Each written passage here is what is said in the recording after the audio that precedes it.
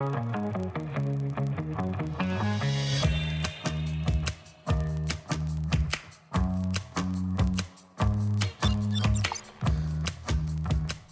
a day, everybody. Welcome to the Monday edition of the Hotspot. I'm Jason Salas, and here is what's on our show today. The menu, brought to you by King's Restaurant, always open, always local, and Ruby Tuesday Guam, home of the Fresh Garden Bar.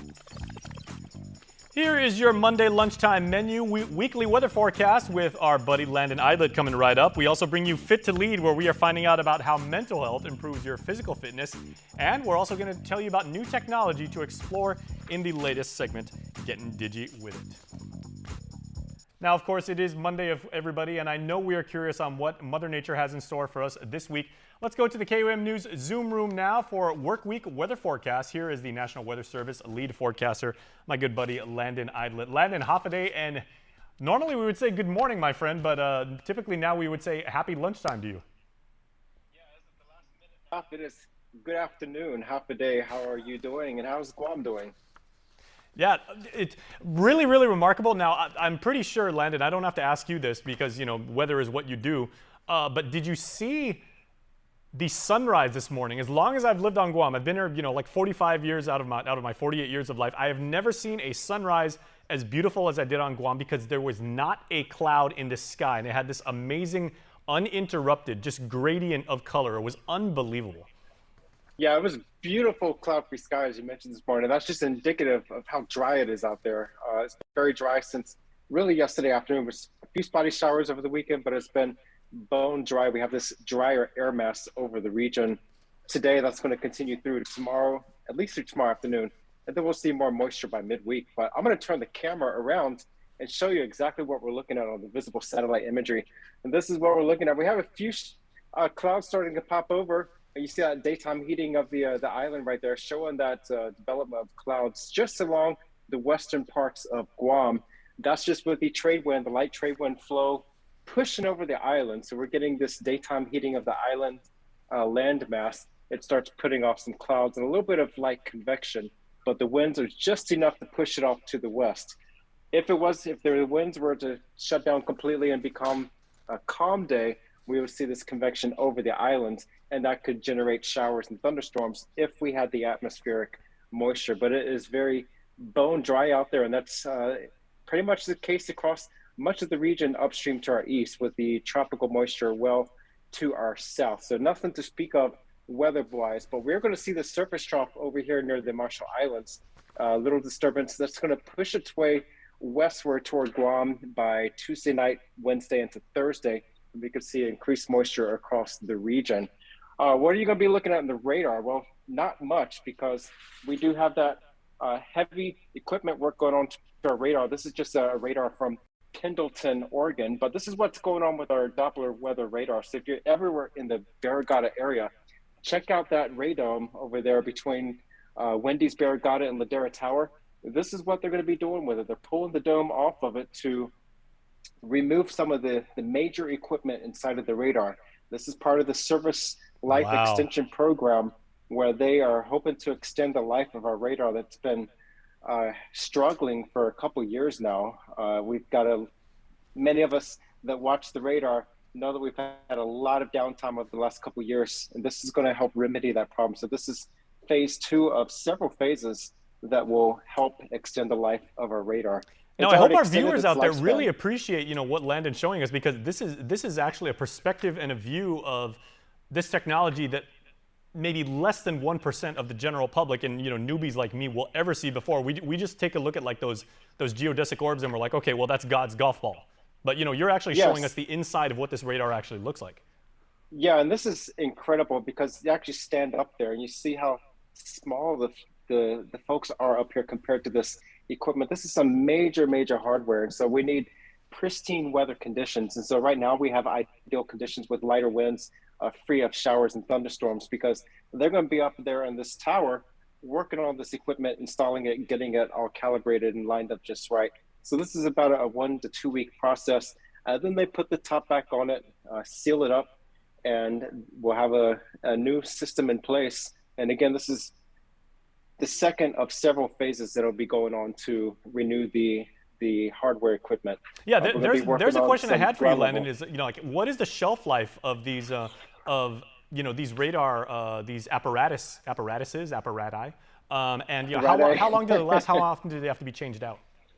Yeah, this is a lifespan of about 25 to 30 years. I Wow. don't recall the estimate. I did put out a press release a little while ago about it, but it's about 25 to 30 years, and our radar has well exceeded that lifespan.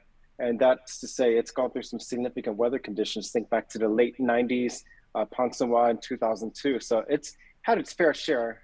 But other Doppler radars, think of Lake Charles, Louisiana, and also in Puerto Rico, they were shredded to pieces with nothing but the tower remaining after those major hurricanes went to those areas. And so they had to quickly rebuild those radars to get those assets back into place. So now we're getting ours fixed, and hopefully we won't have any major typhoons to shred it to pieces now that we have all this new equipment in place. Mm.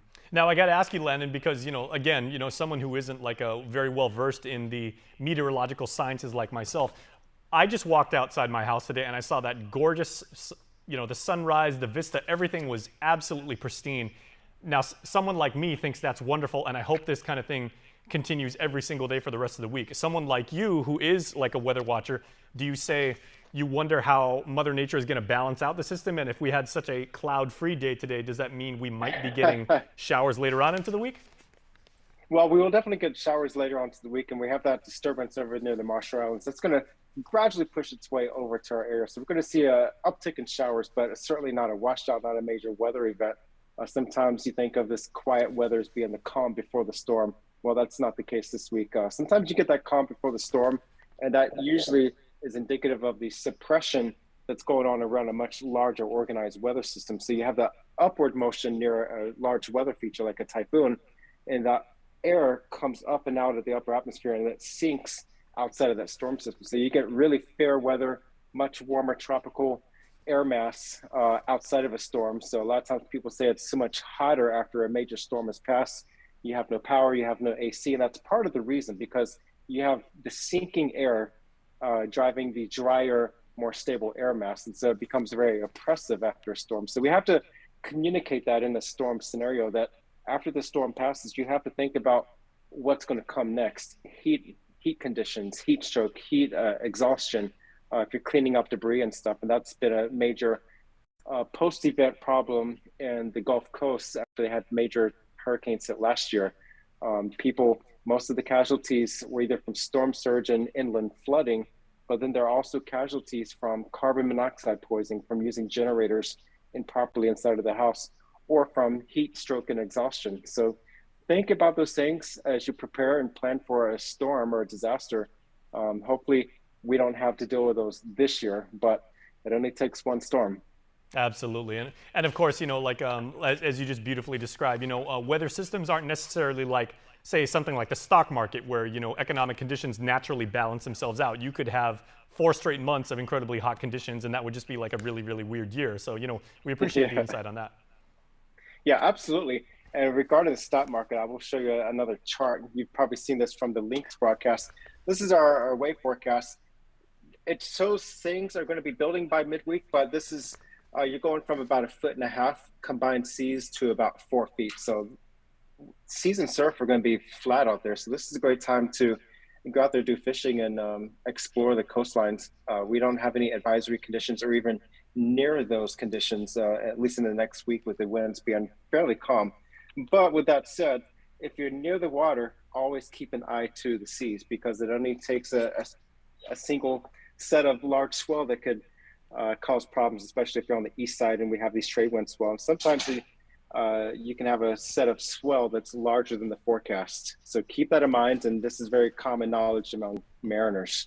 Yeah, I was going to say, Landon, that chart looks really, really cool if you're looking at like wave levels and everything. If that was actually your stock portfolio, not so much.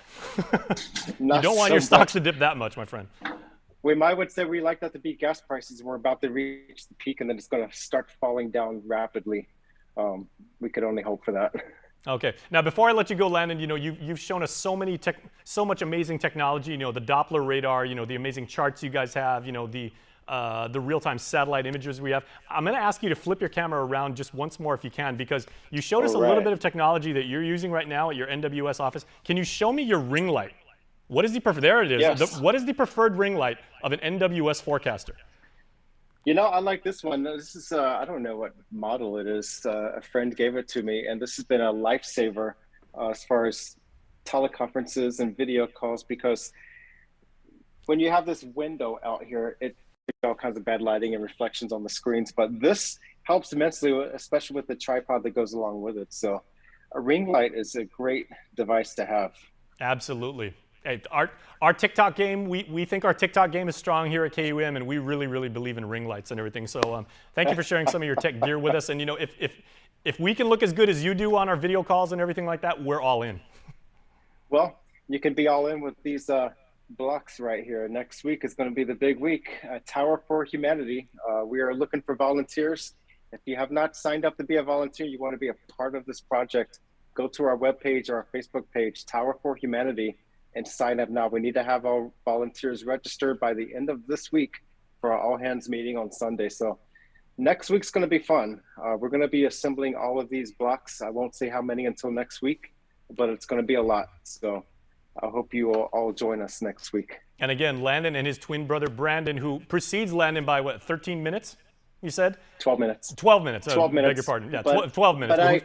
But who's counting, right? So them. they are looking to set a Guinness Book of World Record, right? They could own the world record for the largest man-made Lincoln log structure. Is it that would be taller technically than the largest and the tallest? The largest and the tallest. So Guam is going to have a place in the Guinness Book of World Records. That's way cooler than any Wikipedia entry, everybody. This is some seriously legit stuff. So Landon, we're going to join you next week, and we are going to be along for the ride.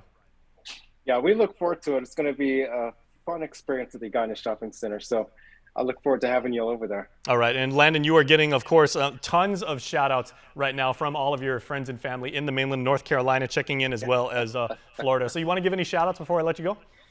Yeah, definitely hello to my parents. We couldn't be here without them, and our parents' patience, because they don't like us being so far from home. I'm now in my 12th year of a 2-year contract over here. So, you know, life has a funny way of happening, but hello to all of my friends and family back home, and thank you for your well wishes and support. Absolutely. Well, hey, everyone that's a friend or relative of Landon, come on out, man. We got, you know, Liberation Day coming up and everything. Celebrate with us. Come on out, which I have to be off island for Liberation. We're finally getting the parade going after a couple years of the COVID pandemic, and I will be off island in Kansas City on a work trip, unfortunately. So I will miss my birthday. I will miss the parade, all the good festivities. Well, you'll be able to watch it on our stream because we're doing some really cool stuff. But, you know, we'll tell you about that as weeks come up. But Landon, we appreciate the insight. We appreciate the expertise. And we appreciate you showing up here on the Hotspot. Absolutely. And I hope to see you again soon. All right. Okay, so that was Landon Idlet, of course, the lead forecaster for the National Weather Service, a really good friend of ours. That was Work Week Weather Forecast, everybody. That's going to come to you each and every Monday right here on the Hotspot. And please make sure to stay tuned, because we are coming back. We're going to tell you about how mental health is impacted by your physical health. That's coming up.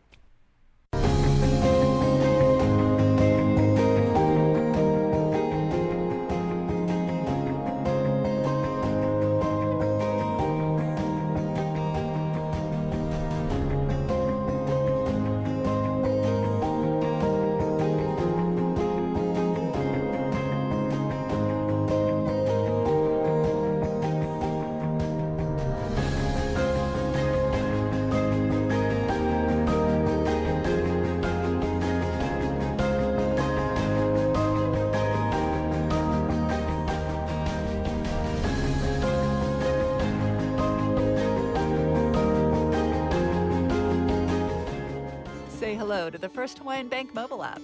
Got a question about your finances? You've come to the right place. Bring all your accounts together, even those that aren't with us, and see the big picture, right down to the smallest detail. Unlock powerful tools like Insights and Money Map that help you save time and take control of your finances. When you connect accounts with the First Hawaiian Bank mobile app, it all starts with yes. Northern Marianas, rise up to the challenge! June 17th through June 25th, the Northern Marianas will be hosting the NM Pacific Mini Games 2022. Athletics, badminton, baseball, beach volleyball, golf, tennis, triathlon, VAA, and weightlifting. Visit northernmarianas2022.com and follow us on Facebook, Instagram, and Twitter. Thanks to the Tensu Lin Foundation, Joe Tendai Foundation, T Galleria, Docomo Pacific, ITNE, NMC, Elan Group, Marpac, Fish Guy Scuba Charter, Atkins Kroll, Glorified City Limit, McDonald's, Mobile, Triple J, NM Tech, and Bank of Guam. Properties in the Tropics is your weekly roundup of the hottest properties on Guam. Every Thursday, get a virtual walkthrough of homes, apartments, townhomes, and land available for lease, rent, or sale with a breakdown of the most important info, including cost, features, and of course, location details. Watch it on KUAM News Hotspot at noon on streaming and TV8 or catch the encore at 5 p.m. on TV11. You can also check out each installment on Instagram too. Properties in the Tropics is presented by Remax Diamond Realty. Meet the young men and women from high schools in Guam and the CNMI at the head of the class on KUAM News Weekend Edition and Digital. We're showcasing the brilliant valedictorians and salutatorians of the class of 2022. Learn about their awards, accolades, and future ambitions. Watch Head of the Class, Class of 2022, throughout the months of June and July. Congratulations, graduates, presented by the University of Guam. KUAM News, winner of the 2022 Regional Edward R. Murrow Award for Excellence in Diversity, Equity, and Inclusion for the Culture Club. Fit to Lead, COVID Weekly with Governor Ralph Torres. This service is paid for by the Office of Governor Ralph Torres.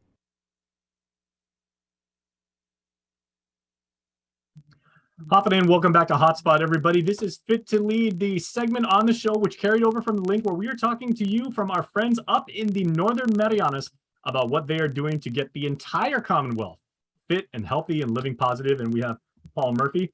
He is an educator with Cagman High School, and we are talking about mental health through physical fitness. So, Paul, buenas and hapa day, and thank you for being on the show. Buenas, thank you. Also, okay. It's good to be here. Yeah, it's such a wonderful topic that we're discussing too, because mental health is something that we as a society know so much more about now. It's probably like a lot broader than any of us that are my age, I'm 48, ever imagined. And a lot of people don't realize that physical fitness has a direct impact on your mental well-being and everything. So can you kind of like frame this up for us and how you're contributing to that? Sure. I mean, my family and I, we do a lot of things together. I wanted to start with some preconditions for the physical health, because it often comes from a spiritual side. That absolutely that mindset is what carries over into the physical health. What goes on the inside, I think, is going to come out in the way your body looks, the way you think, the way you feel, how you act, and the way you speak. And I notice what I like to share with my family, my students, and now teachers, because I teach teachers as well, is to be able to choose an emotion to go after, and that kind of sets the stage for everything else. I don't know if that makes sense. Absolutely, yes. Yeah, so I like to ask people, what if you could only choose one emotion, right? And that's the only emotion that you get from God for the rest of your life, what would it be, right? And it kind of stops, and you have to think about what emotion is your priority.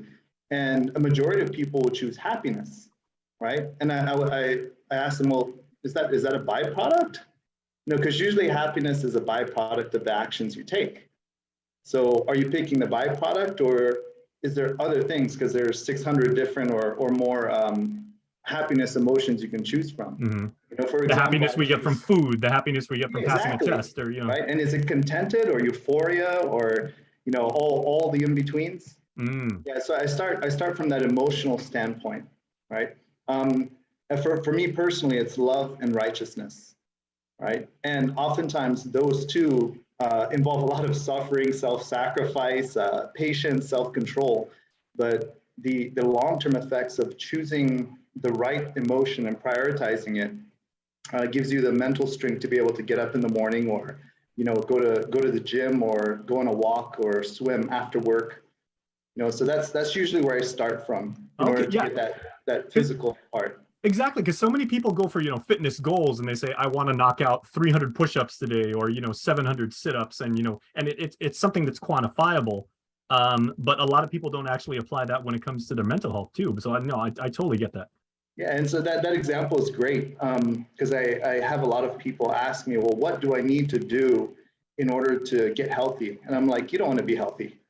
And they give me a quizzical look like, what? I'm like, no one wants to be healthy. If we could stay at home and, eat bacon and cheesecake, we would do that if it was healthy, if our body didn't react. And they stop and they as think, long as it's strawberry, it's got to be strawberry cheesecake. Exactly, right? And so by getting that frame of mind out of the way, like, what do I really want? And I used to be a personal trainer in Los Angeles.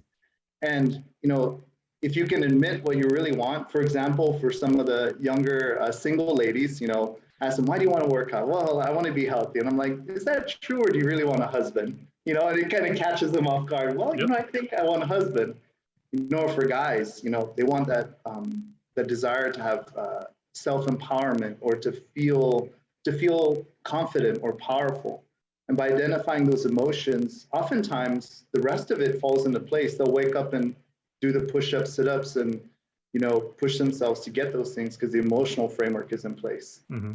And I appreciate, Paul, how you said, there's a spirituality component to this that a lot of people probably don't realize and certainly don't implement because, depending on what you believe and where you went to church and how you were raised, you honor your creator by realizing that the body is a gift and the body is a temple, so that it's part of the total system that you have to take care of because this was given to you by a higher power. And fundamentally, that's where it comes down to. Mm-hmm. And as a Christian, the way I was taught is that you should challenge and question everything, And then I was thinking that seems so counterintuitive, like, And then someone told me, it's like, well, you think God can't handle you? And I started laughing, like, that's a great point. If the truth is the truth and you go after it, then it will come out to be true. And then it's up to us to choose what emotion we can use based on that truth. We can run away from it, or we can say, you know what, maybe I should change that area in my life because it'll be better for me. And again, God gave you a gift to be able to question, to be able to think critically and everything. So you honor your existence by, yeah. Okay, so how are you spreading this message? And there's a lot of positivity to it, and obviously the gains are you feel better about yourself. You sleep better at night. Your rest is better. You communicate with your peers and your family and your loved ones better. How do we get this message out throughout the Marianas, which includes us? So as an educator, I do 3-minute exercises twice a week at the beginning of class, and then I couple that with the 5 love languages. I don't know if you've read the book, The 5 Love Languages. Highly recommend it. I only know 2 of them, and one of them is probably financial. So that's that's how I was raised. Yeah. So if you look those up, we practice in class those once every day for 5 days, and the 2 of the days we do a workout along with the love language. So that's how I spread it with the students, and then just playing games with families. There's a couple of games that I made up. One is called crab balloon volleyball. So I set up like a small net that's about 2 feet off the ground, and you get on all fours, you sit on your butt, feet and hands on the floor, and then you have a balloon, and you play volleyball by kicking the balloon. You can only use your feet and body, not your hands, to get the balloon over the net. And it's amazing, the students were just playing this, and then my family played it, and they worked up a sweat within a few minutes, but they were loving it. It's a full body workout. So I spread those things. Usually if you gamify the exercises, people will do physical things that they never thought they would. Yes. And I got to tell you, Paul, because I've got so many friends up in Saipan, and I used to go there for volleyball tournaments. So I appreciate how you brought up volleyball. We used to play rock ball when rock ball was a thing up there. Yeah. Fantastic sport. Not an easy game at all. Not at all. Yeah. Other ways, I know the Swim for Life program has a great program. My daughter's involved with the Natibu Maritime Sailing Program. For adults, I did a professional development where I had them, we practice again the same 5 love languages, the 6 human needs. And these come from Tony Robbins, Dr. Henry Cloud, Dr. Bruce Dispenza, and forgot one, Dr. Bruce Lipton. Okay, I'm very, very familiar with Tony Robbins' very excellent work, Awaken the Giant Within. Yes, Yes, unlimited power. Yeah, amazing Absolutely. work. So I implement those frameworks within the teaching, and then by teaching the teachers how to share it, or at least the framework, they can actually come up with their own games and implement it in their own lives, and then implement it in their own families. So on a more personal level, just being out, inviting people. I guess it's being neighborly. If you're going on a walk, say hi to people. If they're sitting down, just share with them, ask them questions, like that opening question. What emotion, if you only had one, would you choose? Do you know just saying half a day to somebody when they walk yes. by? Like, you'd be amazed how much that, like that makes their day, that makes you feel better about yourself. So on Saipan, when I grew up, my family, when the tourists, this was normal for when I was growing up, that when the tourists would be walking the street, they'd be invited into the homes, like, hey, come join us for a party, or come join us for a barbecue. Yep. I remember cultural days were out of this world. They had the spear throwing competitions, the coconut husking competitions, and then they would build actual, tomorrow hut, like on the spot at the MHS campus. So yeah, that's those fantastic. kind of things. Yeah, where you get the community involvement. In a cultural level, I had my children do like spear throwing as well. Things that we don't normally practice just because it's not really necessary anymore. But to get your body engaged into those skill sets is another way to really share it. Yeah. Well, Paul, this is fantastic. I wish we could go on for this for days, because we certainly could. But where on social media every day. if people would like to find out more about this philosophy, as it seems, and the programs that you teach, where can people find you to find out more? They can email me. They can find me on Facebook, WhatsApp. You can share my email. I could send my email. That'd probably be the best way. Sure. At the moment, you can look him up on Facebook. Everybody, Paul Murphy. Pick the Paul. There's probably a cajillion Paul Murphys on Facebook, but pick the one that teaches at Cagman High School. In Saipan, yes. Okay. All right. Well, Paul, thank you for sharing these amazing lessons with us, and we wish you and all of our friends up in the NMI the very best. Thank you for inviting me, Jason. Appreciate it. Absolutely. So that was Fit to Lead, everybody. Again, our friends up in the NMI teaching us around the Marianas how to live a healthier life. God bless. Get up-to-the-minute news, plus access to alerts, streaming radio, promotions, and more on your mobile device by downloading the KUAM News mobile app, available at the App Store now. Marianas, rise up to the challenge. June 17th through June 25th, the Northern Marianas will be hosting the NM Pacific Mini Games 2022. Athletics, badminton, baseball, beach volleyball, golf, tennis, triathlon, ba'a, and weightlifting. Visit northernmarianas2022.com and follow us on Facebook, Instagram, and Twitter. Thanks to the Tensu Lim Foundation, Joe Tendare Foundation, T Galleria, Docomo Pacific, ITNE, NMC, Elan Group, Marpac, Fish Guy Scuba Charter, Atkins Kroll, Glorified City Limit, McDonald's, Mobile, Triple J, NM Tech, and Bank of Guam. Say hello to the first Hawaiian Bank mobile app. Want a better look at your spending? With Money Map, you can automatically create budgets and manage where your money is going. Know when you have a green light, or when it's time to slow down. Maybe cook more meals at home this week. Set your goals, track your progress, and find your way to exactly where you want to be. With Money Map from the First Hawaiian Bank mobile app. It all starts with yes. Properties in the Tropics is your weekly roundup of the hottest properties on Guam. Every Thursday, get a virtual walkthrough of homes, apartments, townhomes, and land available for lease, rent, or sale, with a breakdown of the most important info, including cost, features, and of course, location details. Watch it on KUAM News HotSpot at noon on streaming and TV8, or catch the encore at 5 p.m. on TV11. You can also check out each installment on Instagram too. Properties in the Tropics is presented by Remax Diamond Realty.